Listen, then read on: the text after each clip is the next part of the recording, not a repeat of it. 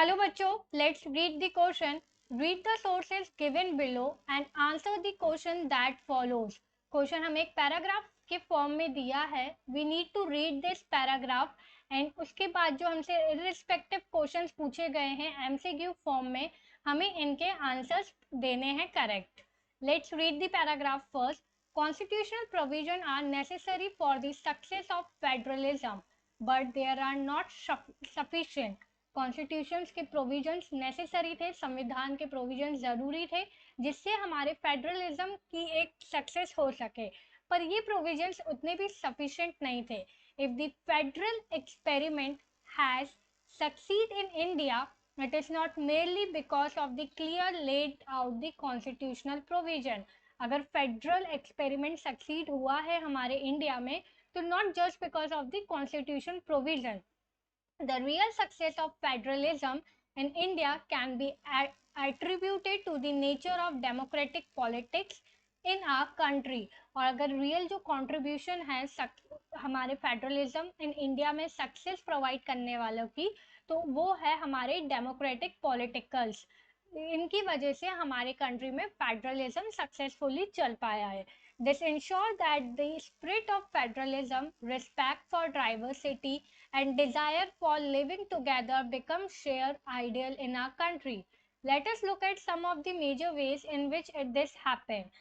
The creation of linguistic state was the first and a major test for democratic politics in our country. जो creation of linguistic state हो रहा था, language basis पे state का जो creation हो रहा था, वो एक सबसे बड़ा और सबसे पहला टेस्ट था, मेजर टेस्ट था हमारे डेमोक्रेटिक पॉलिटिक्स के लिए. In 1947, the boundary of several old states of India were changed in order to create new state. और 1947 में जो हमारे पुराने स्टेट्स थे, वो नए स्टेट्स में उनकी बाउंड्री नए स्टेट में बनने के लिए तब्दील हो रही थी. This was done to ensure that people who speak the same language live in the same state. और ये इसलिए किया जा रहा था क्योंकि जो लोग एक जैसी लैंग्वेज बोलते हैं, तो उनके लिए एक स्टेट का निर्माण किया जाए ताकि उसी लैंग्वेज वाले लोग उसी एरिया में रहे. For example, for Marathis there is a Maharashtra, for Punjabis there is a Punjab. Some state were created not on the basis of language but to recognize different based on culture, ethnicity और geography. और कुछ state जो है वो create ना कि सिर्फ language के बेस पे हुए, बल्कि वहाँ के कल्चर, एथनिसिटी और जोग्राफी के बेस पे वो स्टेट क्रिएट हुआ. This include state like Nagaland, Uttarakhand and Jharkhand.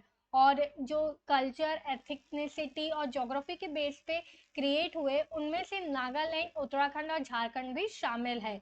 So let's come to the question part. Before that, the key concept of this question is federalism. Federalism जो है वो की कंसेप्ट है हमारे क्वेश्चन का. चलिए अब हम क्वेश्चंस पढ़ते हैं और वन बाय वन उनके आंसर्स सॉल्व करते हैं. Answer the following MCQs by choosing the most appropriate option. हमें एमसीक्यूज के आंसर्स देने हैं by choosing the most appropriate answer. First question, what made India's federalism a successful one.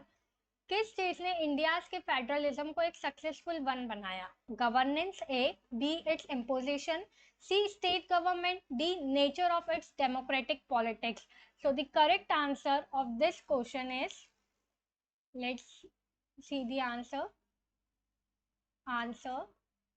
First question का correct option है D.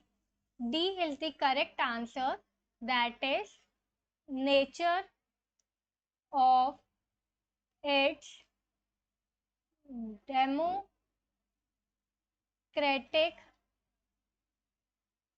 politics.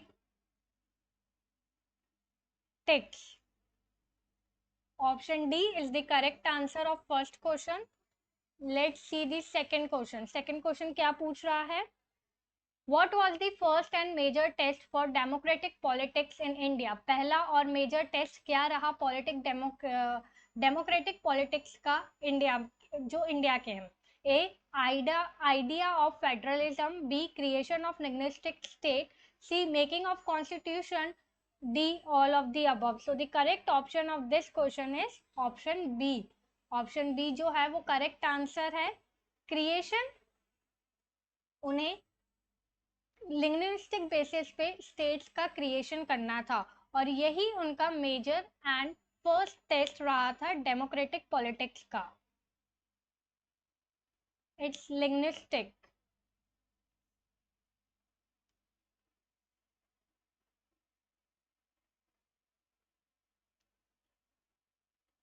Creation of linguistic states. Let's see question third. What question third is asking? When the boundaries of several old states were amended in 1949, in 2019, in 1947, or in 1950. So the correct answer of this question is option C. 1947 में boundary of states जो थी वो new states में तब्दील हो रही थी. Fourth question, let's see the fourth question. Fourth question हमसे क्या पूछ रहा है? Why the boundaries of state change? क्यों स्टेट्स की बाउंड्री चेंज हो रही थी? To make sure that people who speak same language can live in the same state, because there were political pressure of government, because it was tough to rule and manage big state, none of the above. So the correct answer, the correct option of this question is option A, which says that to make sure that people who speak same language can